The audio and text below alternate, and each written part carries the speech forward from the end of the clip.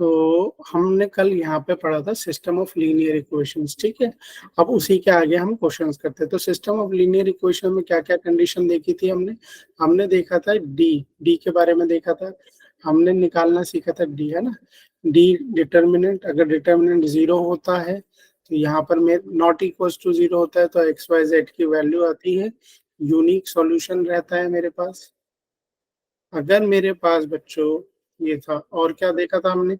हमने और देखा था कि अगर मेरा, एक मिनट ज्वाइन हो रहे हैं बच्चे धीरे धीरे। और मैंने क्या देखे थे? दो सिनेरियो ये देखे थे। अगर डी मेरा जीरो हो जाता है तो इस केस में दो सिनेरियो बनते हैं। अगर मेरा डी एक्स, डी वाई और डी जेड ये मेरा ये भी सारा जीरो हो जाए तो कितने सॉल्यूशन होते हैं? इनफाइनाइट सॉल्यूशन हो जाता है सर। इनफाइनाइटली मैनी सॉल्यूशन वाला केस था। और इनमें से अगर एक भी नॉट इक्वल टू जीरो हो गया, कोई भी एक हो, दो हो, तीन हो, कोई भी एक भी अगर मेरे पास नॉट, तो नो सॉल्यूशन वाला कॉन्सेप्ट हो जाता है ना। उसी के आगे क्वेश्चंस देखते हैं। आ जाओ, सबसे पहले ये क्वेश्चन देखो। बोल रहा find the lambda for which the system of equation, ये आपको तीन इक्वेशन दिए, इज कंसिस्टेंट, ठीक है। अब कंसिस्टेंट में आपको पता है, कंसिस्टेंट का मैंने बताया था। कंसिस्टेंट पे अपने पास क्या है? कंसिस्टेंट में अपने पास सर दो चीजें हैं, या तो यूनिक सॉल्यूशन होगा या तो मैनी सॉल्यूशन होगा।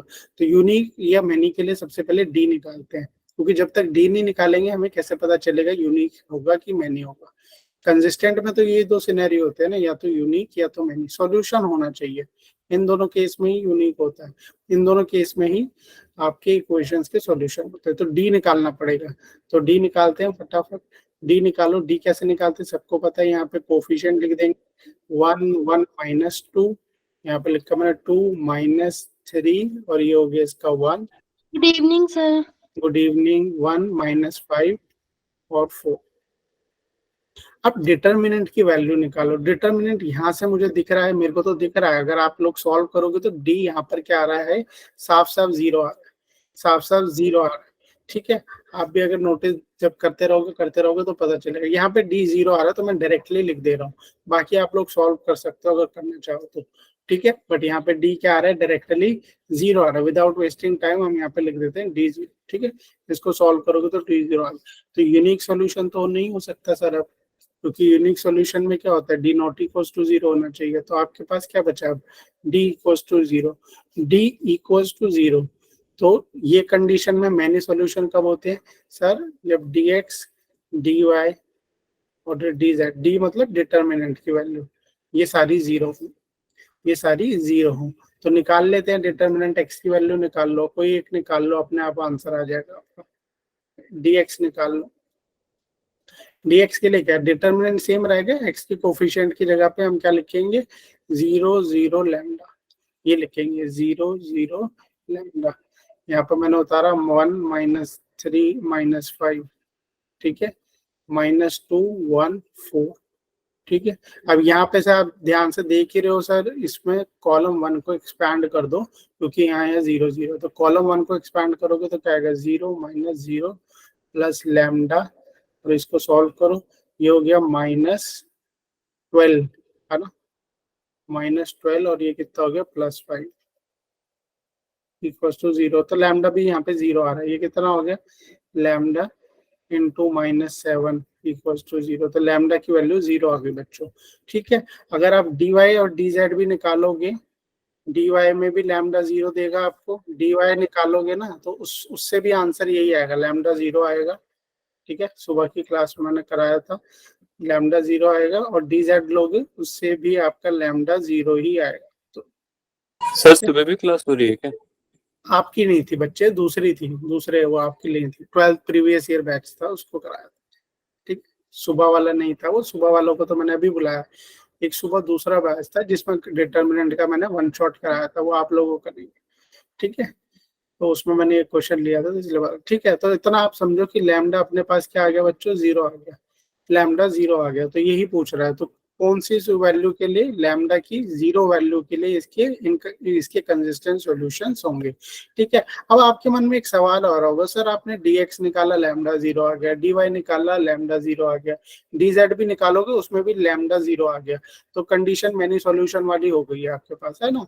इनकंसिस्टेंट भी हो गया, मैनी सॉल्यूशन वाला भी हो गया, प्रूफ भी हो गया। लैम्डा 0 रखेंगे तो मैनी सॉल्यूशन बनेगा। ठीक है, सबके आंसर 0 आएंगे। अगर लैम्डा को 0 रखते हो तो dx भी 0 आ रहा है, dy भी 0 आ रहा है, dz भी। कभी कभी मन में एक डाउट सा आ जाता है कि सर अगर मैंने ये सब निकाला, सपोज मैंने dx dy dz निकाला, ठीक है, चलो इस वाले केस में तो आपने dx निकाला, उसमें भी लैम्डा 0 आ गया। ठीक है, लैम्डा 0 dx के लिए भी था, dy में भी लैम्डा 0 आ गया। ठीक है, और dz में भी मेरा लैम्डा 0 आ गया, तो मैंने बोल दिया इसको मैन्यू सॉल्यूशन। इसकी लैम्डा 0 होने की वजह से तीनों इक्वेशन 0 हो गए। बट सपोज करो अगर इन तीनों इक्वेशन में लैम्डा की अलग अलग वैल्यू आती, इसमें लैम्डा 1 आता, इसमें लैम्डा 2 आता, और इसमें लैम्डा कुछ आ जाता -5, तो फिर आप क्या बोलते, लैम्डा की वैल्यू क्या है? क्योंकि लैम्डा की तो एक ही वैल्यू रखेंगे, है ना। तो उस केस में बच्चों आपको ये लिखना है no value of lambda, no value of lambda. Lambda की एक ही वैल्यू होनी चाहिए, ऐसा नहीं होगा कि 3 वैल्यू हो जाए और तीनों को सेटिस्फाई। उस केस में आप लिख दोगे no value of lambda, question नहीं होगा। ठीक है, कंसिस्टेंट नहीं होगा, लैम्डा की वैल्यू एक ही होनी चाहिए। क्लियर है ये पॉइंट? इस तरीके के क्वेश्चंस पूछे जाते हैं। क्लियर, ये ध्यान सर रखना। आप वैल्यू ऑफ लैम्डा होगा? हाँ जी, अभी इस सर तीनों में, हाँ बोलो, पूछो। सर इनमें से आंसर क्या होगा, नो वैल्यू ऑफ इसमें से lambda? No value of lambda, lambda की 3 वैल्यू नहीं आ सकती ना। आप एक बात बताओ, इसमें तो एक ही वैल्यू आई ना मेरी लैम्डा की 0। अगर मैं इसको निकालोगे dy dz निकालोगे, उसमें लैम्डा 0 ही आएगा। dx मैंने आपको निकाल के दिखा दिया, 0 आया लैम्डा। dy निकालोगे तो भी लैम्डा 0 आएगा, dz निकालोगे तो भी लैम्डा 0 आएगा। लैम्डा की एक ही वैल्यू होनी चाहिए, मल्टीपल वैल्यूज नहीं हो सकती। मल्टीपल वैल्यूज रखोगे तो ये इक्वेशन आपकी कैसे बनेगी बताओ। अगर आप लैम्डा ये की वैल्यू मल्टीपल, इसमें से dx में से कुछ और वैल्यू आ रही है, dy में से कुछ और, एक ही वैल्यू होनी चाहिए, नो मल्टीपल वैल्यूज नहीं हो सकती। तो नो वैल्यू ऑफ लैम्डा यही पूछ रहा ना ये, find the solution for such values of lambda. अगर लैम्डा की अलग अलग वैल्यूज आएगी तो नहीं, आपका सॉल्यूशन नहीं होगा। ठीक है, क्लियर है ये पॉइंट? Yes sir. क्लियर, ठीक है, इतना समझ में आ गया। अच्छा, अब देखते हैं नेक्स्ट क्वेश्चन। ठीक है, नेक्स्ट क्वेश्चन देखते हैं। ये क्वेश्चन देखो, ये क्या बोल रहा है, एक मिनट, इस, अच्छा ये तो हमारा हो गया, एक मिनट पूरा हो गया क्या? नहीं, अभी देखो बच्चों ये क्वेश्चन पूरा नहीं हुआ, ध्यान से देखो। लैम्डा की तो हमने वैल्यू फाइंड कर ली और बोल रहा फाइंड द सॉल्यूशन। मैंने आपको कल की क्लास में भी एक बात बताई थी, क्या बताई थी सर? मैंने आपको ये बात बताई थी, यहाँ पर अभी तक लैम्डा की वैल्यू निकली है मेरी 0। मैंने आपको कल बताया था यूनिक सॉल्यूशन निकालना, है ना। नो सॉल्यूशन तो निकलता ही नहीं अपना। मैनी सॉल्यूशन कैसे निकलेंगे, ये इंपॉर्टेंट आ जाता है। मैनी सॉल्यूशंस, ये क्वेश्चन कौन सा है बच्चों? मैनी सॉल्यूशन का। क्यों मैनी सॉल्यूशन का है सर? यहाँ पे सर डी, स्क्रीन विजिबल नहीं है। स्क्रीन विजिबल नहीं है, बाकी यस सबको, सर। बाकी सबको विजिबल सर हो रही। स्क्रीन ना विजिबल हो तो बता दिया करो बच्चों को, पता नहीं गूगल मीट में थोड़ा एरर चल रहा है आजकल। ठीक है, अभी दिख रही है? Yes sir. तो मैंने अभी आपको क्या बताया, ये 3 इक्वेशन दी हुई थी, इसमें पूछा उसने कि ऐसी लैम्डा की क्या वैल्यू होगी जिसके लिए मेरी इक्वेशन कंसिस्टेंट होगी। कंसिस्टेंट के लिए मैंने आपको 2 बताया है। कंसिस्टेंट का मतलब सॉल्यूशन होना चाहिए। सॉल्यूशन कब होते हैं? या तो मेरी इक्वेशन बच्चों यूनिक होगी, या तो मेरी इक्वेशन क्या होगी, मैनी सॉल्यूशन वाली होगी, इनफाइनाइट। यूनिक कब होती है? जब डी नॉट इक्वल्स टू 0 होता है।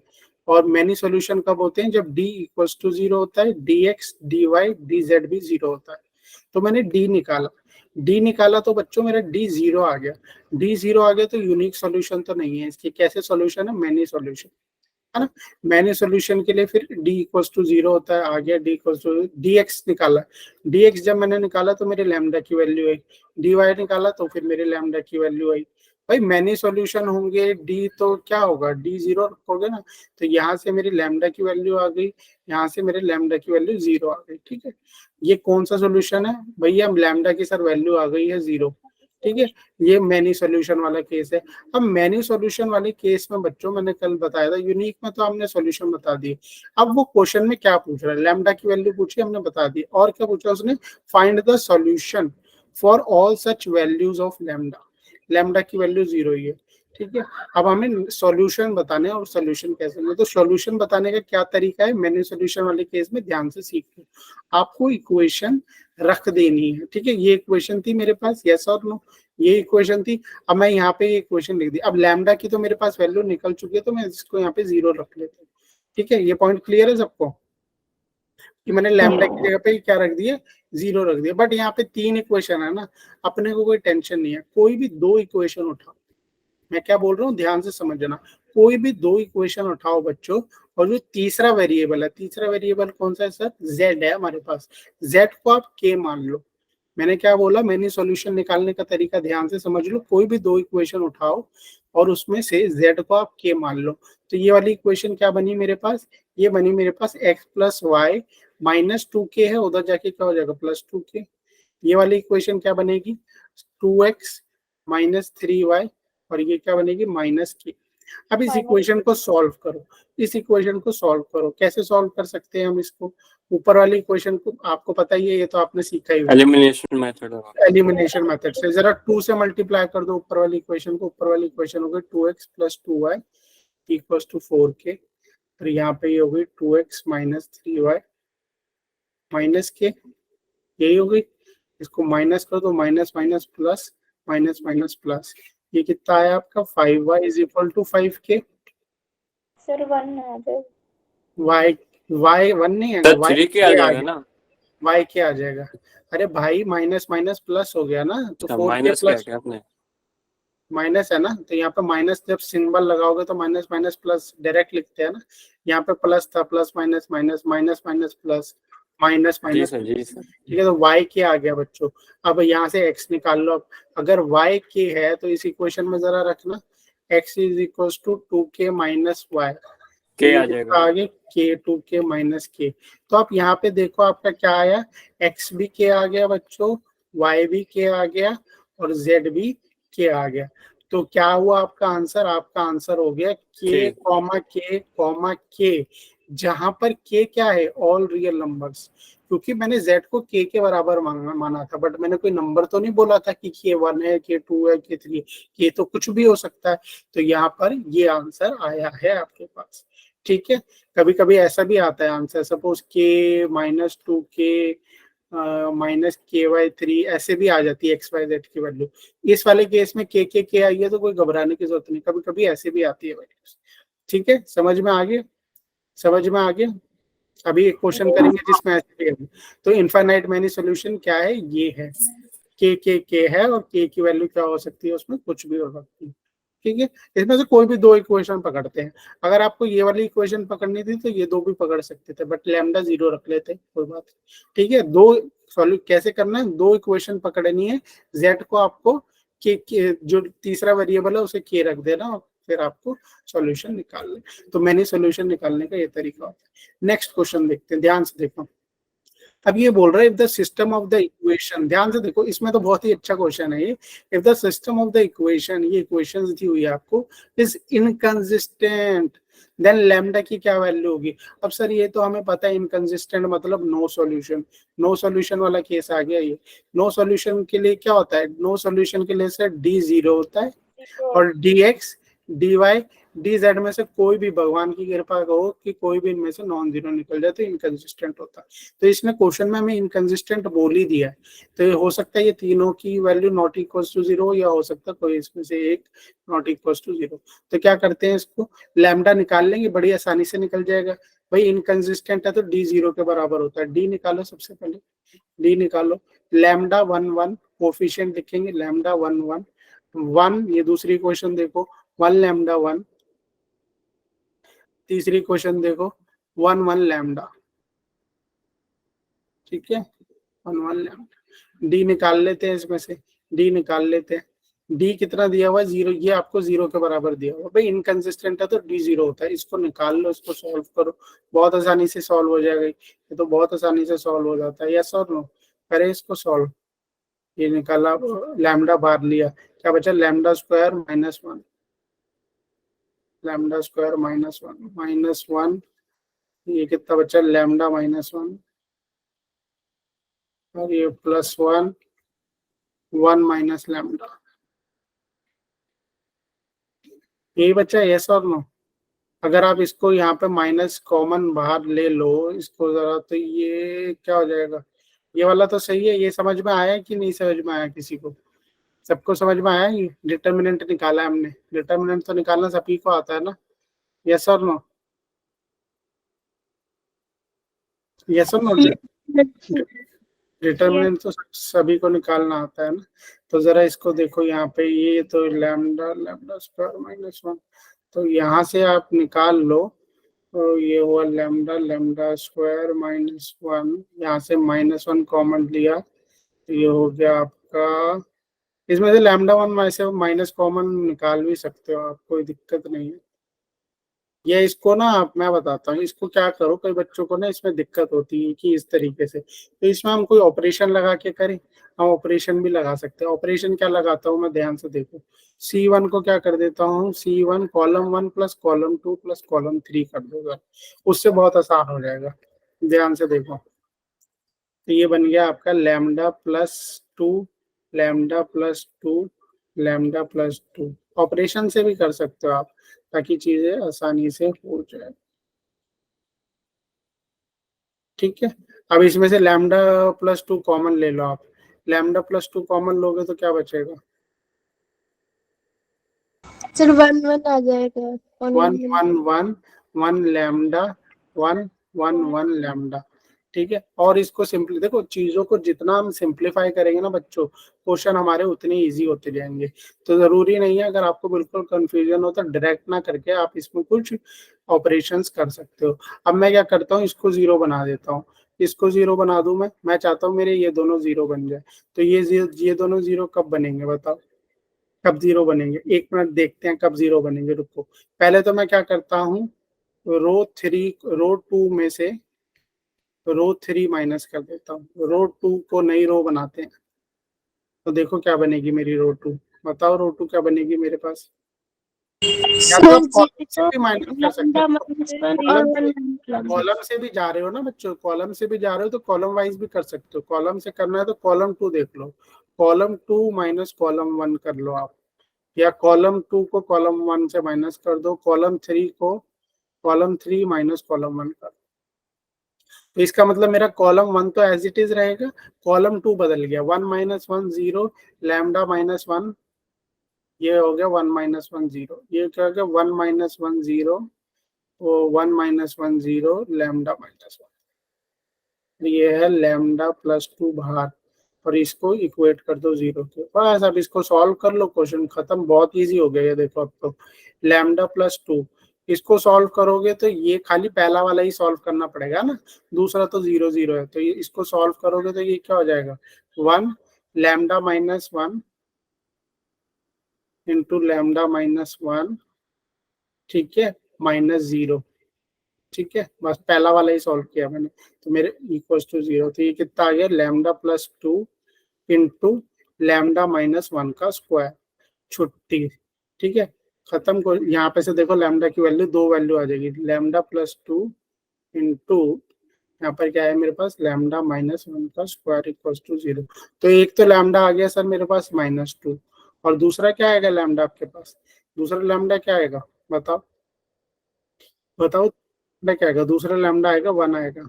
जब इसको जीरो के रख के इक्वेट करोगे तो माइनस टू आएगा, जब इसको जीरो के इक्वेट रखोगे तो क्या आ जाएगा, वन आ जाएगा। तो लैम्डा की दो वैल्यू आ गई बच्चों, एक माइनस टू और वन। ठीक है, बट ये क्वेश्चन में हमसे ये तो नहीं पूछा था कि लैम्डा निकालो, लैम्डा तो नहीं पूछा उसने, है ना। अच्छा, लैम्डा की वैल्यू ही पूछी है, हो गया, उसने पूछा है, then lambda equals to, lambda ही पूछा था। अब इसमें से देख लो कौन सा ऑप्शन है, माइनस टू वाला ऑप्शन, डी ऑप्शन आ गया मेरा। क्लियर है, सिंपल क्वेश्चन था, ज्यादा इसमें अपने को करना नहीं था, प्रॉब्लम थी। हाँ बोलो। यहाँ पे लैम्डा प्लस टू कैसे लिया, लैम्डा प्लस टू, ये देखो ऑपरेशन लिया बच्चे, कॉलम वन को चेंज किया ना मैंने, कॉलम वन कैसे आया, column one plus column two plus column three, column one नया कॉलम बनाया है, ये ऑपरेशन सिखाया है ना, हम कर सकते हैं ऐसे प्लस। सर आपने कॉलम 1 क्यों बनाई है यहाँ पे? हाँ कॉलम 1 बनाइए ना, आप कॉलम 2 रो बना सकते हो, कोई दिक्कत नहीं है, रो में कर सकते हो, कॉलम में कर सकते हो, ठीक है। क्यों मैंने बनाई, ताकि नहीं मैं मैंने उसको बनाया कॉमन था लेके ना। 1 1 बनाया। क्यों क्यों बनाया, इसका सॉल्यूशन देखो बच्चे। जब हम शुरू में इसको सॉल्व कर रहे थे तो आप सबने देखा ये कैसा थोड़ा लेंदी हो जा रहा था, लेंदी हो जा रहा था कि नहीं हो जा रहा था। हम ऑपरेशंस क्यों करते हैं, ताकि मेरी चीजें आसान हो सके। ऑपरेशन डायरेक्टली आप इसको सॉल्व कर सकते हो, कोई प्रॉब्लम नहीं, बट वहां पर लेंदी होगी, चीजें कंफ्यूजन हो रही थी, हमें खुद हो रही थी, हमने कहा ऑपरेशन कर लो इसमें। ऑपरेशन करने से बहुत आसानी हो जाती है, कॉमन निकल जाता है, 1 1 रह जाता है, फिर 0 0 बना दिया। जैसे ही 0 0 बनाया, मेरे पास तो सिर्फ अब इसी को सॉल्व करना था, बस क्वेश्चन खत्म हो गया आराम से। मेरे पास लैम्डा की 2 वैल्यूज है। नहीं तो इसको एक्सपैंड करो, इसको एक्सपैंड करोगे फिर कॉमन लेना और वो सब करना, वो लंबा प्रोसेस हो जाएगा। फिर उसको इक्वेशन बनेगी, फिर उसको आपको क्या बनाना पड़ेगा, उसके फैक्टर्स निकालने पड़ेंगे, वो थोड़ा लेंदी प्रोसेस था। तो डायरेक्टली हमने ऐसे कर दिया। क्लियर है, क्लियर है ये चीज, यस और नो? Yes, sir. ठीक है। अब ये अभी क्वेश्चन यहाँ पर हुआ नहीं है, क्यों नहीं हुआ है, ठीक है। अब आपसे अच्छा, if the system of the equation ये पूछा है, इसमें दिया हुआ है इज इनकंसिस्टेंट होता है तो d इक्वल्स टू 0, ठीक है। बट आप चाहो तो अभी आप क्या होगे, सर आपने कैसे बोल दिया, ये मैंने ऑप्शन था इसमें, ऑप्शन -2 और 1, यस और नो बच्चों, यस और नो। लैम्डा की मेरे पास 2 वैल्यूज है, एक है -2 और -1। अभी क्वेश्चन को अगर मैं ऑप्शन हटा दूं तो क्वेश्चन नहीं हुआ, ऑप्शन है तो क्वेश्चन हो गया, ऑप्शन नहीं है तो क्वेश्चन नहीं हुआ। अगर मैं यहाँ पर बच्चों ऑप्शन में 1 भी डाल देता तो फिर आप क्या बोलते, आप बोलते सर लैम्डा -2 होना चाहिए या 1, किसको सिलेक्ट करते आप। यहाँ तो सर दुविधा हो गई। अब आपको ध्यान देना है, क्वेश्चन बोला क्या, क्वेश्चन में बोला है सर इनकंसिस्टेंट है। इनकंसिस्टेंट कब होता है, इनकंसिस्टेंट होता है जब d 0 हो। dx dy dz निकालू, dx dy dz निकालू और इनमें से कोई भी एक नॉन जीरो आ जाए, मेरा कोई भी एक नॉन जीरो हो जाए तो फिर इनकंसिस्टेंट होता है। तो आपको लैम्डा -2 रख के चेक करना पड़ेगा और 1 रख के चेक करना पड़ेगा। तो हम पहले क्या करते हैं, लैम्डा -2 रख के चेक करते हैं। अगर बाई चांस बच्चों आपका dx 0 आ गया तो फिर आपको dy भी चेक करना पड़ेगा, dz भी चेक करना पड़ेगा। अगर dx dy dz तीनों 0 आ गए तो ये मैनी सॉल्यूशन हो गया ना, लैम्डा फिर -2 नहीं है आंसर, फिर लैम्डा 1 है वहां आंसर, ठीक है। क्लियर है ये चीज। अगर आपके पास कभी भी लैम्डा की 2 वैल्यू आ जाए, इसका मतलब आपका इनकंसिस्टेंट नहीं हो जाता है, आपको dx dy dz भी चेक करना पड़ेगा। मैं पहले इसको -2 के लिए चेक करता हूँ और भगवान से मांगो कि इसी में आ जाए भगवान। भाई अगर मेरा लैम्डा -2 में ही मेरे dx का कुछ आंसर आ जाता है तो बच्चों फिर ये क्या हो गया, नॉट इक्वल टू 0 और इनकंसिस्टेंट हो गया। वैसे इसका -2 ये, बट मैं एक चेक करके आपको बता देता हूँ। पेपर में करोगे तो फिर आपको ये करना है, रखो इस दौर, इसको रखोगे यहाँ पे। मैं किसके लिए, dx के लिए चेक कर रहा हूँ, तो dx के लिए मैं यहाँ पे क्या रखूंगा, 1 1 1, ठीक है। क्या रखेंगे यहाँ पे 1 1 1, आपको बताया था लास्ट क्लास में, जिसका भी निकालते हैं उसकी जगह पे क्या रख देते हैं यहाँ पे 1 1 1, जो भी आपको इक्वेशन में दिया हुआ है। इस इक्वेशन में यही दिया हुआ है, यस और नो, ध्यान से देखो। ये पूरी इक्वेशन 1 के बराबर है, 1 1 1, तो 1 1 1 मैंने यहाँ पे रख दिया, बाकी सेम रहेगा, 1 लैम्डा 1 1 1 लैम्डा। लैम्डा की जगह पे आप क्या रखेंगे, बट बस कोशिश रखा -2 रखेंगे। बस अब इसको चेक कर लो, इसको चेक कर लेते हैं फटाफट, ये तो बहुत ईजी है। -2 4 4 -1 3 माइनस, ये हो गया -2 और -1 +1 +2। चलो जी बढ़िया, ये नॉन जीरो है, ये नॉन जीरो है। 3 3 माइनस, और ये कितना हो गया, +3 +3। क्लियर है, क्लियर है, ये नॉन जीरो हो गया। dx आपका जैसे ही नॉन जीरो हुआ बच्चों तो बस आपका इनकंसिस्टेंट हो गया, तो -2 इज द आंसर। अगर ये नहीं दिया होता, आपको ऑप्शंस नहीं दिए होते तो फिर आपको सारे चेक करने पड़ते, -2 सब में डाल के देखते आप, ठीक है। एक में भी अगर नॉन जीरो आ जाता तो -2, फिर 1 भी, अगर सपोज आप -2 डालते और यहाँ पे मैंने dx निकाला 0 आ गया, dy निकालते -2 डालते तो भी 0 आ रहा है, dz निकालते तो भी 0 आ रहा है, तो फिर आपको 1 के लिए चेक करना पड़ता, 1 के लिए चेक करना पड़ता, या फिर आप डायरेक्टली लिख सकते थे 1 इज इनकंसिस्टेंट। सर अगर शुरू में आ जाए तो? डायरेक्टली लिख सकते थे, क्या चीज? सर अगर शुरू में -2 पे वैल्यू आ जाए तो फिर? -2 पे आ गई तो हो गया ना।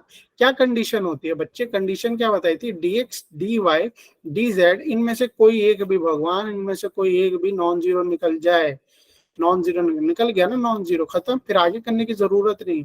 मैं उस केस में बता रहा हूँ कि अगर मेरा dx 0 निकल जाता तो फिर आपके वो dy के लिए भी चेक करना पड़ता, dy भी 0 निकल जाता तो फिर आप dz चेक करते, और dz भी अगर आपका 0 निकल जाता तो लैम्डा -2 के लिए ये इनकंसिस्टेंट नहीं है। इसके क्या सॉल्यूशन हो गए? फिर लैम्डा अगर मैं -2 रखूंगा तो मेनी सॉल्यूशन हो जा रहे हैं, फिर आंसर क्या होता है? लैम्डा इज इक्वल टू 1, क्योंकि 2 है उनमें से एक तो हो गई, 2 है उनमें से एक तो हो गई, ठीक है, तो फिर लैम्डा 1 या 1 के लिए भी आप एक आधा चेक कर लेते। क्लियर है? ये आपको ध्यान में रखना है, ठीक है, समझ में आए?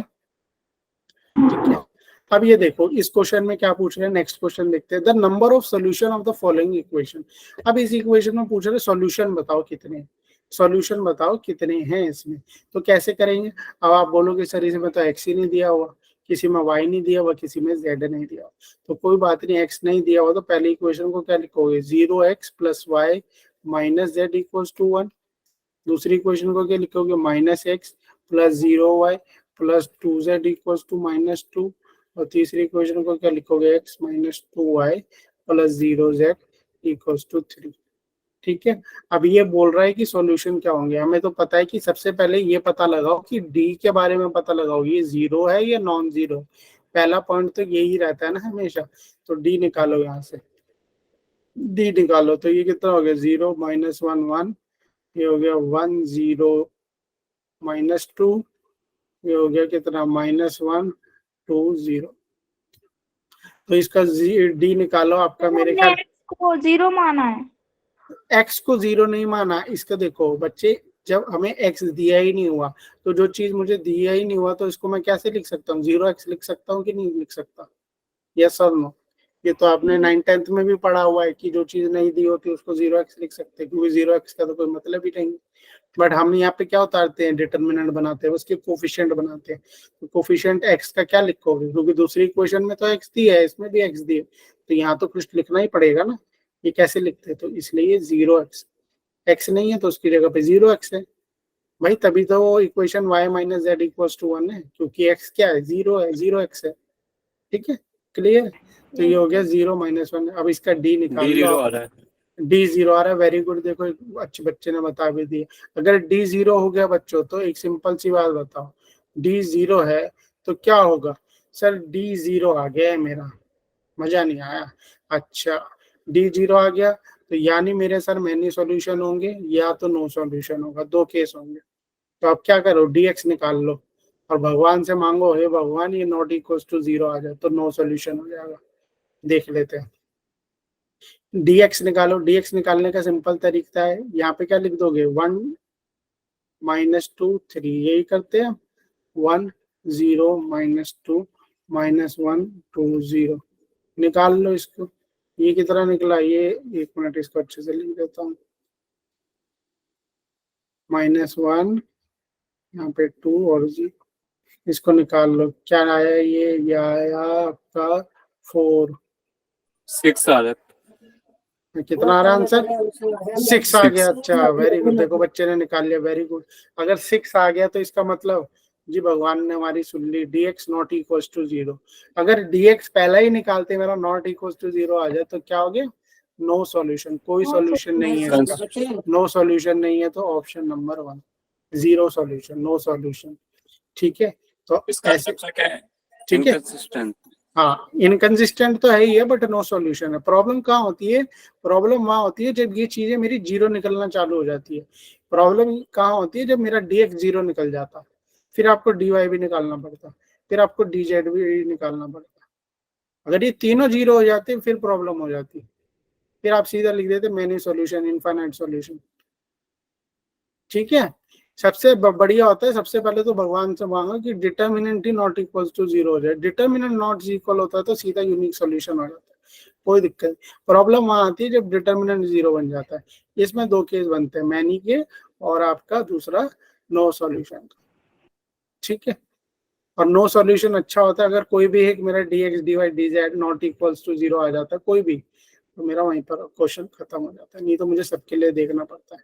अब आते हैं बच्चों सिस्टम ऑफ लीनियर इक्वेशंस में एक और टॉपिक है आपका जो मैंने कल बताया था, homogeneous system of equation. Homogeneous system of equation में मैंने आपको बताया था ये चीजें क्या होती है होमोजीनियस में, अपनी 0 0 0 होती है। क्या होती है 0 0 0। तो अब इसको ध्यान से ऑलवेज समझना कि इसमें क्या होगा। एक बात बताओ मुझे, एक बात बताओ, ठीक है, इस केस में डी क्या निकलेगा आपका, अगर डी निकालोगे इस केस में डी क्या निकलेगा। डी को मारो, डी को पहले गोली मारो आप। मुझे एक बात बताओ, होमोजीनियस जो सॉल्यूशन होता है, या तो आप बोलोगे सर डी मेरा, ध्यान से होमोजीनियस वाला कॉन्सेप्ट जिसने नहीं समझा ध्यान से समझ ले, ध्यान से समझो इस चीज को, ठीक है, बिल्कुल अच्छे से, बहुत अच्छा कॉन्सेप्ट है, कुछ मगजमारी नहीं है इसमें, बहुत अच्छे से समझ में आता है। सर डी निकालूंगा तो डी या तो नॉट इक्वल्स टू जीरो आएगा और डी या तो जीरो के बराबर आएगा। D not equals to zero आया तो यूनिक सॉल्यूशन हो जाएगा, बढ़िया है, यूनिक सॉल्यूशन है। अच्छा, डी अगर जीरो आ गया तो क्या इसमें भी दो केस बनेंगे, नो सॉल्यूशन वाला और मैनी सॉल्यूशन वाला। क्या इसमें भी बच्चों बताओ दो केस बनेंगे या नहीं बनेंगे। इसमें ये वाला केस बनेगा ही नहीं, नो सॉल्यूशन वाला केस होता ही नहीं। क्यों नहीं होता, जरा एक बात बताओ, जब आप dx निकालोगे या dy निकालोगे या dz निकालोगे तो क्या करते हैं आप। सर हम तो ना यहाँ पे x के कोफिशिएंट की जगह 0 0 0 लिख देते हैं अगर dx निकालते, और यहाँ पे रहता है b1 b2 b3 c1 c2 c3। ऐसे ही जब dy निकालते हैं ना तो y के कोफिशिएंट को 0 रख देते हैं, यहाँ रहता है a1 a2 a3, यहाँ रहता है c1 c2 c3। और जैसे ही हम सर z का निकालते तो लास्ट वाले को 0 रख देते, a1 a2 a3 b1 b2 b3 0 0 0। अब एक बात बताओ, जब इसका आंसर निकालोगे तो आंसर निकालने के लिए तो मैं कोई भी रो कोई भी कॉलम से एक्सपैंड कर सकता हूँ डिटर्मिनेंट का आंसर। अगर मैं इससे निकालूंगा आंसर क्या आएगा मेरा 0, इससे निकालूंगा आंसर क्या आएगा मेरा 0, इससे निकालूंगा आंसर क्या आएगा, बीच वालों से। डिटर्मिनेंट आप कोई भी रो और कॉलम से एक्सपैंड कर सकते हो तो 0 ही आएगा इसका आंसर। तो इस केस में क्या होता है, नो सॉल्यूशन का कॉन्सेप्ट तो बनेगा ही नहीं। dx हमेशा 0 होगा, dy हमेशा 0 होगा और dz हमेशा आपका 0 होगा, ठीक है। क्लियर है ये चीज, यस और नो। और एक बात आप मुझे एक सिंपल सी बताओ कि x कैसे निकालते थे सर। x तो हम निकालते थे dx बाय क्या रखते थे, d, dx by d। Unique solution में ये निकालते थे dy बाय d, और z कैसे निकालते थे dz बाय d। तो एक सॉल्यूशन क्या ये नहीं होगा इसको, ऑलवेज x हमेशा 0, y equals to 0, z equals to 0, ये तो ऑलवेज सॉल्यूशन रहेगा, ऑलवेज एक इसका ये सॉल्यूशन रहेगा। एक सॉल्यूशन तो ये हमेशा मेरे पास रहेगा ही, यस सर नो। क्योंकि जैसे ही आप dx निकालोगे बच्चों इस केस में वो तो 0 ही हो जाना है ना। d आपका कुछ भी आ रहा है, बस मान लो d मेरा 1 आ, d एक मेरा बचा, मान लो मैंने निकाला d1 आया, d1 आते ही आप खुश हो गए सर यूनिक सॉल्यूशन। चलो भाई d1 रख लो, यहाँ पे रख लो 1, dx तो हमेशा 0 ही रहेगा, dy तो हमेशा 0 ही रहेगा, dz तो हमेशा 0 ही रहेगा। d कुछ भी आ जाए, एक सॉल्यूशन तो यूनिक सॉल्यूशन इसका ऑलवेज क्या होने वाला है, x0 y0 और z0 ही इसका यूनिक।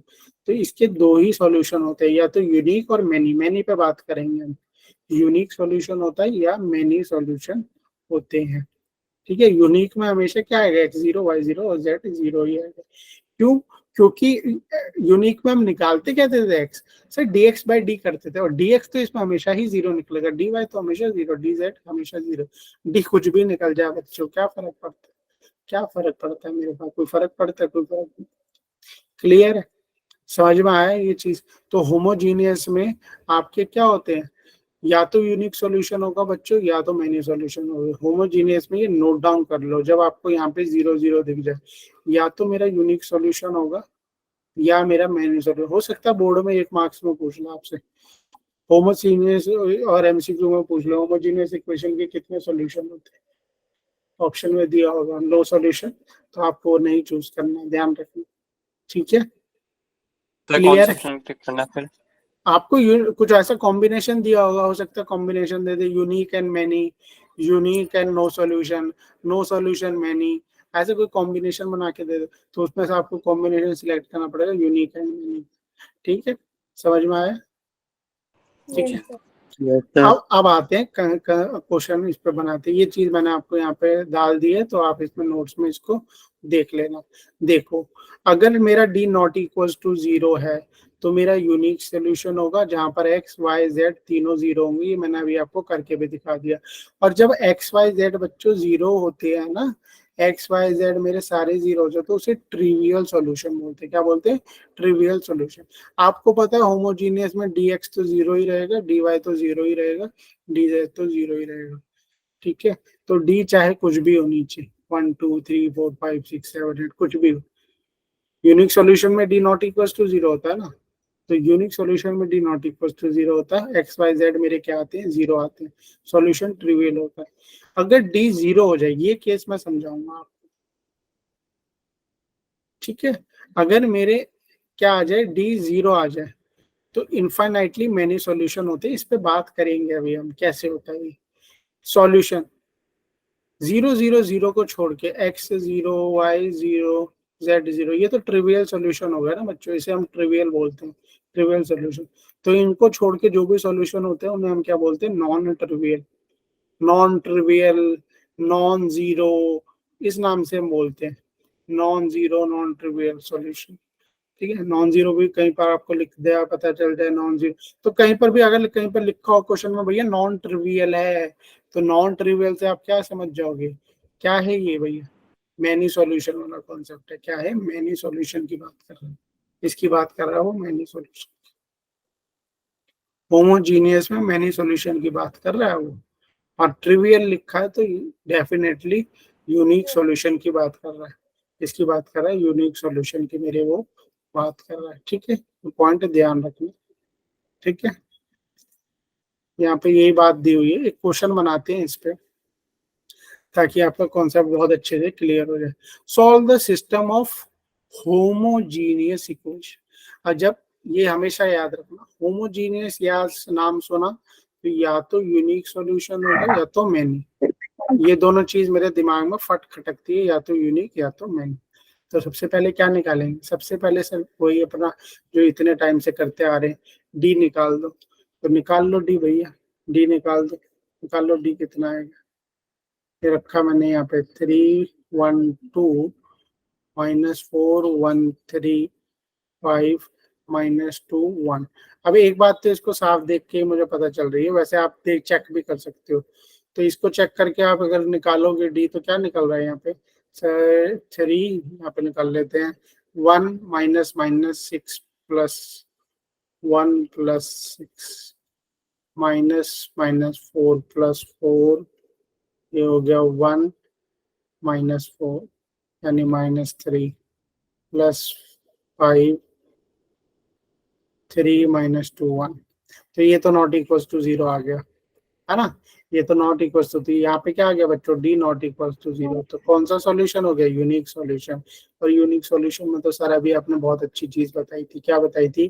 कि x 0 होता, y 0 होता और z 0 होता, क्योंकि समझ लो आपकी कोई डी की यहाँ पे वैल्यू आएगी, जब आप इसे सॉल्व करोगे ना, डी की इस पे आपके पास कोई भी वैल्यू आ जाएगी, 40 समथिंग आ रही है, जितना दिख रहा है, कुछ वैल्यू आएगी आपके पास, आप उस वैल्यू को देखो। ये हो गया 7 3 21 और 21 प्लस ये सब कर लेना, आपका आंसर आ जाएगा, ठीक है।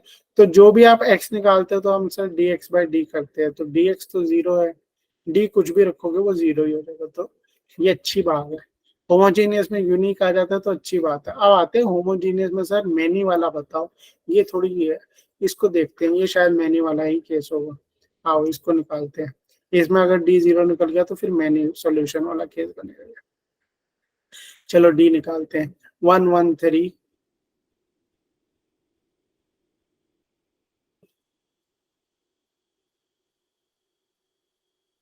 ये जरूर बैनी सॉल्यूशन का केस होगा, जरा निकाल के देख लेते हैं। डी यहाँ पर वैसे 0 ही होगा, बट फिर भी चेक कर लेते हैं, कोई नहीं। कितना आया यहाँ पे चेक करो फटाफट, बताओ कौन बताएगा, कौन बताएगा इसका आंसर। निकालो डी, चेक करो कितना हो रहा है ये। 10 - 6 4 माइनस -5 - 3। सर 0 आ रहा है इसका भी, डी। अच्छा एक बार ही चेक कर लेते हैं दूसरों के लिए भी। ये हो गया -1 और ये कितना हो गया +12। 6 + 6 12, वेरी गुड। ये कितना हो गया 4 0। + 8 - 12 0। तो सर यहाँ तो डी 0 आ गया। अब डी 0 में तो आपने बताया था मैन्यू सॉल्यूशन होता है, नो सॉल्यूशन का तो केस ही नहीं। अब मैन्यू सॉल्यूशन कैसे निकाले, मैंने सॉल्यूशन कैसे निकाला। मैंने सॉल्यूशन का केस जस्ट अभी आपको मैंने सिंपल, जब हम सिस्टम ऑफ लीनियर इक्वेशन पढ़ रहे थे उसमें भी बताया था। मैन्यू सॉल्यूशन है कोई भी दो इक्वेशन उठाओ, z को k मानो, let z is equal to k। Equation क्या बनी पहली वाली, x + y - k, ये उधर जाके क्या हो जाएगा इक्वल्स टू k। ये वाली इक्वेशन क्या बनी, x - 2y + k, ये उधर जाके क्या हो जाएगा -k। अब इस इक्वेशन को सॉल्व कर लो, क्या कर देता हूँ minus y = 2k/3 minus plus minus plus, ये कितना है आपका 3y = 2k। 2k। ठीक है, y = 2k/3। y आया आपके पास 2/3k। ठीक है, अब आपको x भी निकालना पड़ेगा, इसको रख दो यहाँ पर, x + y k दिया हुआ था, तो y कितना है बच्चों आपके पास, कितना निकाला अभी हमने 2/3k है ना। 2/3k। इसको उधर जाके ले जाके माइनस करो, बताओ क्या x बराबर आ जाएगा k/3। Very good. तो कितना आया, x आया k/3, y कितना आ गया आपके पास 2k/3। 2k/3। 2k/3, 2/3k ऐसे बोल लो, ध्यान में याद रहे। अच्छा अब z क्या है, z क्या लिया था हमने, z को तो सर K। k लिया था, z तो k ही था सर, ये कैसी बात कर रहे हो आप, है ना। तो समझ में आया। तो इनफाइनाइटली सॉल्यूशन क्या बने आपके यहाँ पर, k/3, 2/3k और k। अब यहाँ पर k की जैसे जैसे आप वैल्यू बदलते रहोगे आपका सॉल्यूशन बदलता रहेगा। क्लियर है ये चीज, ठीक है। Where Yes, k sir. Belongs to real numbers.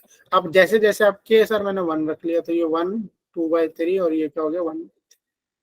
Clear है, यस और नो, यस और नो। सर वैल्यू अपने हिसाब से कर सकते हैं। क्या अपने हिसाब से कहाँ रखी है मैंने z को k रखा है, मैंने बोला ये दो इक्वेशन थी, यस और नो, ये दो इक्वेशन थी मेरे पास। इस इक्वेशन में से मैंने क्या कर लिया, थर्ड वेरिएबल जो कि z था उसको मैंने k ले लिया। ठीक है, k ले लिया, k रखने के बाद मैंने ये इक्वेशंस को सॉल्व किया, तो मेरा देखो x भी आया y भी आया। हाँ हैंड रेज मत करो, पूछ लो जिसको पूछना। एक मिनट इसको Sir. बता दूं, एक मिनट इसको बता दूं मैं पहले। तो मेरे पास x k/3 आया, y 2/3 क्या है, और z तो आपने k माना ही था। k क्या है, ऑल रियल नंबर्स है, कुछ भी रखो, जैसे जैसे आप k रखोगे बच्चों y की आपका ये पूरे इक्वेशंस सॉल्यूशंस बनते रहेंगे। ठीक है सर मतलब का हम कोई भी वैल्यू रख सकते हैं। हाँ, एक ही कोई भी लिखा ना, k belongs to all real numbers, लिखा ना। Yes sir. तभी तो भाई मैन्यू सॉल्यूशंस है ना, इनफाइनाइटली मैन्यू सॉल्यूशन। अब जित k की वैल्यू क्या है, कुछ भी रख लो भाई k, तो k भी रखेंगे कुछ भी, तो सॉल्यूशन भी कुछ भी आते रहेंगे मेरे पास, अनलिमिटेड सॉल्यूशन हो जाएगी, इनफाइनाइटली मैन्यू सॉल्यूशन। क्लियर है ये कॉन्सेप्ट। जीरो ठीक भी है, हो सकता रियल नंबर्स में क्या आता है, अगर 0 रखोगे आप तो वो यूनिक सोल्यूशन बन जाएगा ना, यस और नो। है। Yes sir. बताओ तो 0 सर रखो, रियल नंबर में ये 0 हटा हाँ के करना 0 है। आता, हाँ 0 हटा दो, बट रखोगे तो वो भी एक अब एक बात बताओ, 0 रखोगे तो क्या 0 सोल्यूशन नहीं है, 0 सर 0 यूनिक सॉल्यूशन है, बट क्या 0 एक सॉल्यूशन भी है, यस और नो। सॉल्यूशन तो है ना, तो 0 भी रख सकते हो आप, मैं ये कह रहा हूँ आपको।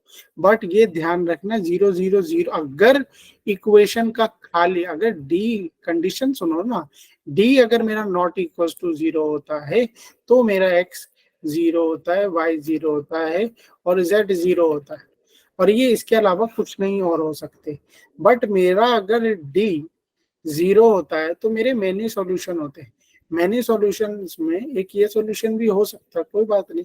मैंने एक यही थोड़ा ना सॉल्यूशन है, यही थोड़ा ना एक सॉल्यूशन है, ये भी एक सॉल्यूशन है। दोनों बातों में कंफ्यूज मत हो, ये भी एक सॉल्यूशन है, इसके साथ और भी बहुत सारे सॉल्यूशन है ना, इसके साथ और भी बहुत सारे सॉल्यूशन है। ठीक है, समझे? ये एग्जांपल ले रहा हूँ, इसको सीरियसली मत लेना, ठीक है? ये बहुत सारे सॉल्यूशनों में एक सॉल्यूशन ये भी हो सकता है, बट यूनिक सर सॉल्यूशन का मतलब खाली 0 0 0। रियल नंबर में 0 भी तो आता है ना, 0 भी रख सकते हो, बट हमने बोला के रियल नंबर को बिलोंग करता है, इसका मतलब के कुछ भी हो सकता है। हम ये नहीं कह सकते कि के खाली 0 ही है, ये तो नहीं बोल रहे हम बोल रहे हैं के बिलोंग टू रियल नंबर। अब 0 रख लोगे तो 0 0 0 भी हो जाएगा, बट यहाँ पर आपका डी भी तो 0 आया है, तो ये क्या है? इनफाइनाइटली मैनी सॉल्यूशन है। ठीक है, क्लियर है ये चीज? क्लियर है? ये मत बोल देना रियल नंबर -0, नहीं, वो चीज नहीं है इसमें, वो चीज नहीं है, क्योंकि के कहीं लिमिटेड नहीं है ना। के ने कहीं ये थोड़ा ना मान लिया कि मैं खाली 0 ही हूँ, के तो कुछ भी हो सकता है। ये किसी ने नहीं कहा कि के 0 नहीं हो, के 0 भी हो सकता है, के 1 भी हो सकता है, जब हमें पता ही नहीं कि क्या है तो कुछ भी हो सकता है के। तो हम एक इस पे नहीं टिके रहेंगे, बट यूनिक वाले में तो हम चाहे कोई दुनिया आके कह दे, हम तो ये कहेंगे भैया इसमें x 0 है, y 0 है, z 0 है। कॉन्सेप्ट क्लियर हुआ? क्लियर हुई चीज है? ऐसा और नो? Yes, ये क्वेश्चन देखो आप फटाक से क्या बोल रहा है, इसके बाद फटाफट 2-3 पॉइंट और हैं वो खत्म करके ये आज आपका डिटरमिनेंट खत्म ही कर देंगे। ये क्वेश्चन वैसे आप अपने ऑन द स्पॉट घर में भी कर सकते हो, मैं आपको हिंट दे देता हूँ, इसको ट्राई कर लेना। बोल रहा है the value of lambda for which the homogeneous system of equation has infinitely many solution. अब जब इनफाइनाइट बोल दिया है सर, तो होमोजीनियस में तो मुझे एक ही चीज पता है, या तो d इक्वल टू 0 होता है या तो d नॉट इक्वल टू 0 होता है। d नॉट इक्वल टू 0 में यूनिक, d इक्वल टू 0 में मैनी सॉल्यूशन। तो यहाँ पे मैनी बोल रहा है तो d जरूर 0 रहा होगा, d 0 रहा होगा तो लैम्डा निकल जाएगा। 2 जरा रखो यहाँ पे, ये क्या आया? 2 3 -2, 2 -1 3, ठीक है, 7 लैम्डा और ये आया -1, ठीक है। इसको सॉल्व करोगे ना आप, इसको सॉल्व करोगे तो एक लैम्डा की वैल्यू निकल जाएगी आपके पास, लैम्डा की वैल्यू निकल जाएगी, बस वही तो पूछ रहा है, the value of lambda, lambda की वैल्यू पूछ रहा है। अब मुझे पता है इनफाइनाइटली मैनी सॉल्यूशन है, तो मैनी सॉल्यूशन वाले में तो d 0 होता है, इसलिए 0 रख दिया, ठीक है। तो सर बस लैम्डा तो 86/5 आ रहा है। 86/5 ऑप्शन नहीं दिया हुआ, इसी में से ऑप्शन में से आएगा, इसे होमवर्क में ट्राई करना, ठीक है।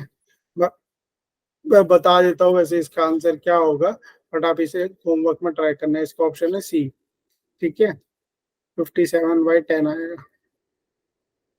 ठीक है। इसमें लैम्डा निकाल लेना, क्वेश्चन खत्म, ठीक है। ये मैंने आपको बात बता ही दिया है, ये मैंने आपको बता ही दिया है। जब मैनी सॉल्यूशन होगा तो कंफ्यूज करेगा वो आपको, पेपर में सीधे सीधे नहीं बताने वाला ये इनफाइनाइटली मैनी सॉल्यूशन है, कहीं लिख देगा नॉन ट्रिवियल सॉल्यूशन। अरे नॉन ट्रिवियल क्या था, नॉन ट्रिवियल क्या था? अरे भाई ट्रिवियल होमोजीनियस, इतनी बात याद रखना, ट्रिवियल और नॉन ट्रिवियल ये दोनों चीजें तो होमोजीनियस में ही होती है, दोनों चीजें मेरी होमोजीनियस में ही होती है। ट्रिवियल में x भी 0, y भी 0, z भी 0 होता है, तो ट्रिवियल। नॉन ट्रिवियल या नॉन जीरो मतलब मैनी सॉल्यूशन वाला पॉइंट है, ये ध्यान रखना, इसलिए हाईलाइट करके दोबारा लिखा है, infinitely many solution. Non trivial भी लिखेगा, ठीक है, नॉन जीरो सॉल्यूशन होते हैं उसमें, नॉन जीरो सॉल्यूशन, क्लियर है। एक आओ आईटी का क्वेश्चन बनाते हैं, जी मेन 2013 का। क्या बोल रहा है? If the system of the linear equation, ये आपको दिया हुआ है, ठीक है, हैज नॉन जीरो सॉल्यूशन। अब देखो इसमें term they the non zero है, बोल रहा है नॉन जीरो है, तो बताओ क्या बता दें कि एबीसी कौन सी इक्वेशन में सेटिस्फाई करेगा। तो इसमें तो कोई प्रॉब्लम नहीं है सर, अब हम तो यू कर लेंगे इसे। देखो नॉन जीरो सॉल्यूशन है, तो होमोजीनियस में नॉन जीरो कब होता है बताओ बच्चों? जब डी क्या होता है मेरा, डी क्या होता है? Zero. डी 0 होता है सर, बस खत्म। यहाँ पे कोफिशिएंट लिखो, इसका कोफिशिएंट आया 1, यहाँ पे लिखोगे 2a, यहाँ पे याद रखो ना 2a कोफिशिएंट है, y के कोफिशिएंट की बात कर रहे हैं, z का कोफिशिएंट है 1 3b b, और यहाँ पे 1 4c c, ठीक है, ये 0 के बराबर दिया है। अब जब इसे सॉल्व करोगे तो मैं बता ही देता हूँ आप लोगों को कि एक आंसर बनेगा आपका, ठीक है। आप इसका जब अब इसको सॉल्व करने के कई तरीके से ये सॉल्व हो सकता है। और आप क्या देखो, मैंने आपको बहुत मेथड बताए, ठीक है, बहुत मेथड बताया, उनमें से कोई भी मेथड आप अपना सकते हो, कोई भी मेथड आप अपना सकते हो। इसमें से एक कॉमन निकाल लिया, जैसे चलो मैं एक बता ही देता हूँ आपको। अगर इसमें से एक कॉमन निकाल लिया मैंने, तो ये क्या बनेगी आपकी 1/a 2 1। इसमें से b कॉमन निकाल लिया, ये बनेगी 1/b 3 1। इसमें से थर्ड रो में से c कॉमन निकाल लिया, तो ये बनेगी 1/c, और ये क्या बनेगी 4 1, ठीक है। अब नेक्स्ट स्टेप क्या करते हैं आप, नेक्स्ट स्टेप में कुछ भी कर सकते हो आप, नेक्स्ट स्टेप में कुछ भी कर सकते हो। क्या करोगे आप बताओ, क्या कर सकते हो आप, बताओ क्या कर सकते हो। रो 1 में चेंजेस कर सकते हो आप। रो 1 को मेरे को 0 बनाना है, रो 1 को मेरे को अगर 0 बनाना है तो मैं क्या कर सकता हूँ, कुछ भी आप इसमें चेंजेस कर सकते हो। आप क्या चेंजेस करना चाहोगे बताओ, कोई चेंजेस बताना चाहेगा, क्या करना चाहेगा वो बताओ। सर ऑप्शन बी आ रहा है 2ac bc plus c। कौन सा ऑप्शन आ रहा है, देखो एक बच्चे ने निकाल भी लिया, सी आ रहा है। ठीक है। अब इसको फर्दर बच्चों आप एक्सपैंड खुद कर सकते हो। एक्सपैंड करने के लिए इन दोनों को 0 0 बना दो, इन दोनों को 0 0 बना दो, बना सकते हो आप, कोई भी दिक्कत नहीं है उसमें, ठीक है। मैंने बहुत सारे तरीके बताए, उनमें से कर लो। एक बच्चे ने आंसर बता दिया, जब आप इसको सॉल्व करोगे ना तो आंसर जो इस बच्चे ने बताया वही आएगा, 2ac = ab + bc, ठीक है। 2ac = ab + bc, option C is correct. 2ac = ab, बस इसे खोलना है, वो तो आप कर ही सकते हो, इतने तो आप लोगों ने क्वेश्चंस कर करके महारत हासिल कर ही लिए। ये क्वेश्चन और देखो, फिर दो कॉन्सेप्ट फटाफट समझा दूंगा मैं आपको। एक है एरिया ऑफ ट्रायंगल, और है 3 कॉन्सेप्ट और है जो कि मैंने आज हेडिंग में भी डाला है, नया है जो, तो वो आपको क्लियर कर लेंगे आज। फिर आपका डिटरमिनेंट खत्म, मजे करो बच्चों। उसके बाद मैट्रिक्स के 2-3 कॉन्सेप्ट है, वो खत्म होके फिर हम सीधा कॉन्टिन्यूटी वाला चैप्टर स्टार्ट करेंगे। अब ये क्वेश्चन बोल रहा है सिस्टम ऑफ इक्वेशन है, एक्स दिया हुआ है, वाई दिया हुआ है, जेड दिया हुआ है, हैज नॉन जीरो। अरे भाई बार बार नॉन जीरो का ही पूछता रहेगा क्या हमसे, ठीक है बता दो। इसमें क्या करना है आपको, इक्वेशन बनानी है, X minus C Y plus X minus C Y ना minus B Z equals to 0। Homogeneous है, तो ये याद रखना, नॉन जीरो की बात करी तो होमोजीनियस यहाँ पे 0, कोई इसमें दो राय नहीं होनी चाहिए आप, ठीक है। और वैसे भी सॉल्व करोगे तो भी यही आएगा।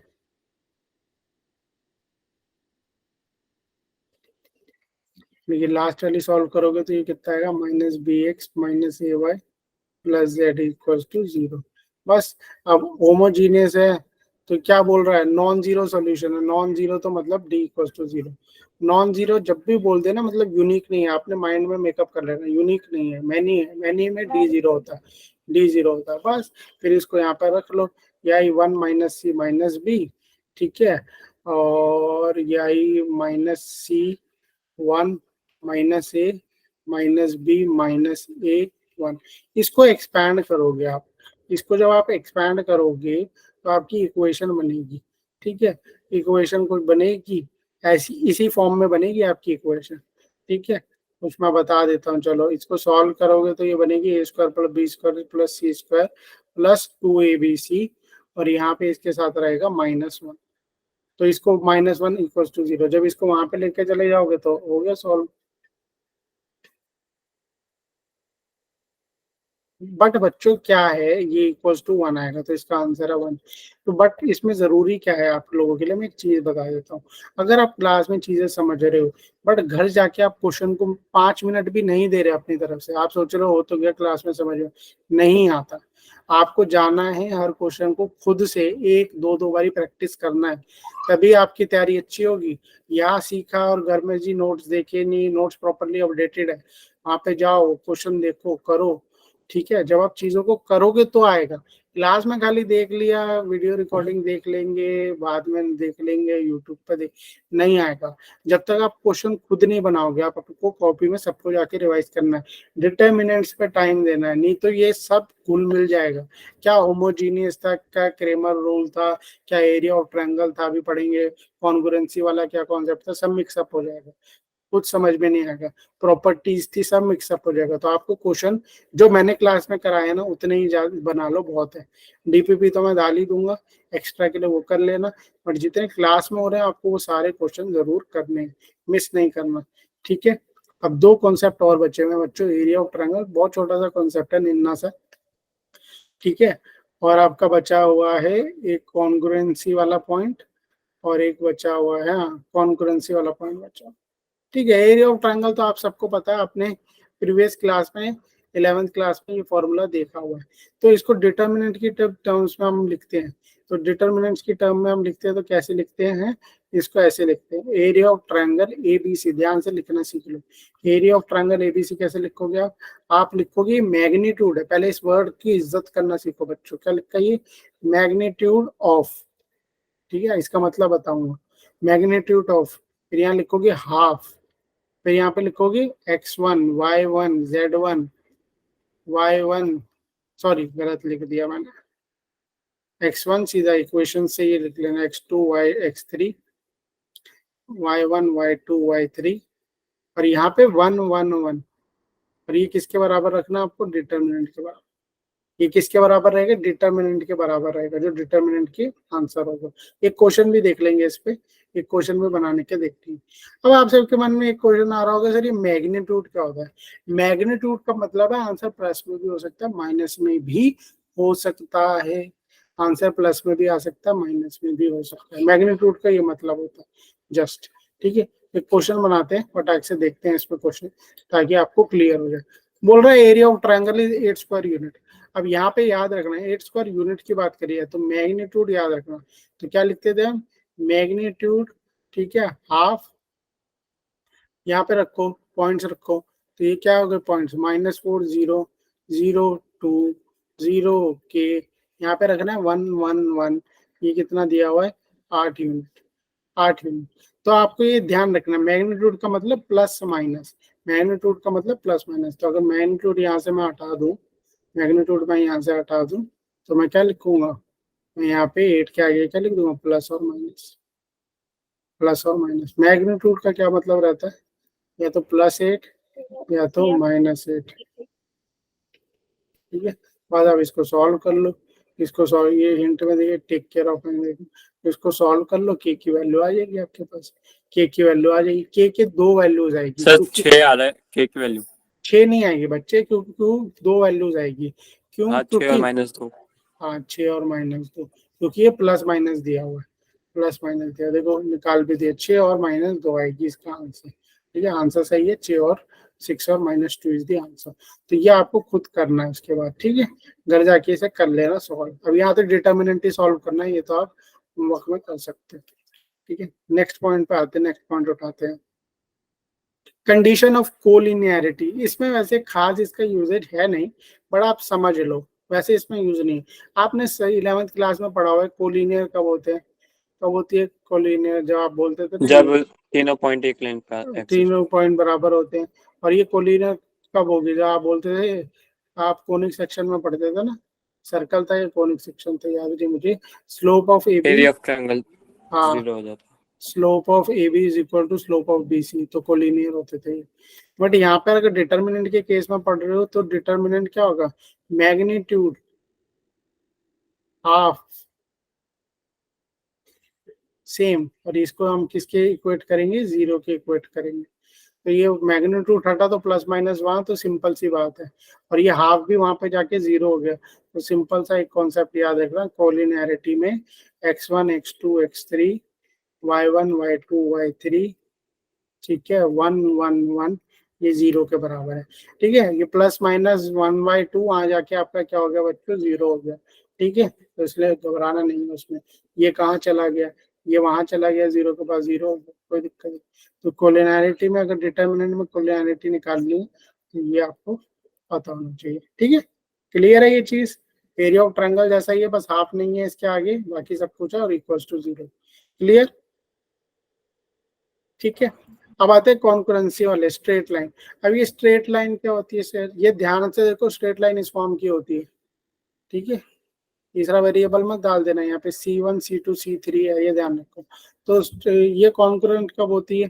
जब ये तीनों एक पॉइंट पे मिलती है तो सर कॉन्करेंट होती है, ठीक है। जब तीनों एक पॉइंट पे मिलती है तो क्या होती है? कॉन्करेंट होती है, यस और नो?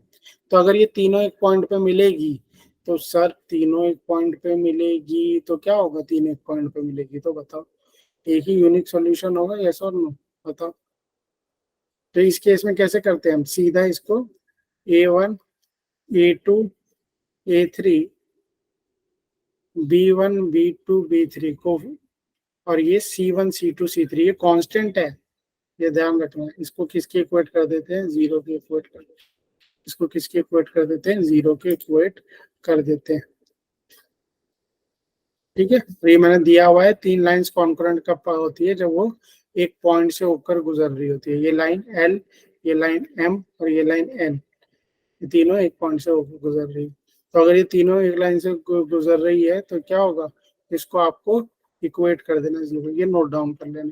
एक क्वेश्चन कर लेते हैं इस पे लास्ट, फिर आपका डिटर्मिनेंट क्लोज खत्म, ठीक है। इसकी मैं DPP आज डालूंगा, तो आज आप कर लेना। ये देख लो एक क्वेश्चन बोल रहा, find the value of A for which the lines are concurrent. अगर लाइन कॉन्करेंट है तो सर बहुत इजी है, 2 1 -1, यहाँ पे रखा मैंने A, यहाँ पे रखा 3 -3 और यहाँ पे क्या रखा? 3 2 -2, 3 2 -2, और इसको किसके इक्वेट करना है? 0 के। वैल्यू एक ही पूछ रहा है, इसको सॉल्व करो, एक आंसर आ जाएगा। किसको एक्सपैंड करोगे? कॉलम 1 को एक्सपैंड करना, अगर ए को निकालना है। कॉलम 1 को एक्सपैंड करो और आपका आंसर आ जाएगा, ए की वैल्यू आ जाएगी, ठीक है। ए की वैल्यू आ जाएगी। क्लियर है? हो जाएगा ये? Yes, sir. Yes, sir. ठीक है, ओके, ठीक है, हो जाएगा ये। ट्राई करना, ये बताना अगर इसमें कुछ लगे आपको इस क्वेश्चन में, ए की वैल्यू क्या आ रही है वो मुझे नेक्स्ट क्लास में आप लोग बताओगे। नहीं हुआ तो फिर मैं बताऊंगा। मैंने अभी कुछ नहीं लिखा, ध्यान रखना, वो गलत है, आपको निकालना है ये, ठीक है। इसमें ए की वैल्यू निकालना और मुझे बताना क्या आंसर आ रहा है, ठीक है। तो डिटर्मिनेंट आपका खत्म हो गया। अब हमारा क्या रह गया बच्चों? मैट्रिक्स में एडजॉइंट और इनवर्स का कॉन्सेप्ट रह गया। छोटा सा कॉन्सेप्ट है, उसमें डिटर्मिनेंट का यूज है, इसलिए डिटर्मिनेंट पहले करवा दिया। इनवर्स और एडजॉइंट वो होने के बाद एक दो क्लास और होगी। कोशिश करूंगा एक वन शॉट क्लास लूं जिसमें मैं सारे मिक्स क्वेश्चंस ज्यादा कराऊं। मेरा फोकस है ज्यादा क्वेश्चंस पे कि क्वेश्चन ज्यादा हो जाए। हो सकता है एक क्लास ऐसी भी लूं जिसमें क्वेश्चन ही करवाऊं, ठीक है। तो मैक्सिमम दो या तीन क्लास होगी, उसके बाद आपका नेक्स्ट कॉन्टिन्यूटी वाला चैप्टर हम स्टार्ट करेंगे। हाँ, चैप्टर खत्म, डिटर्मिनेंट खत्म हो गया, ठीक है। ओके एवरीवन, हाँ लेफ्ट हो जाओ। Thank you everyone, bye.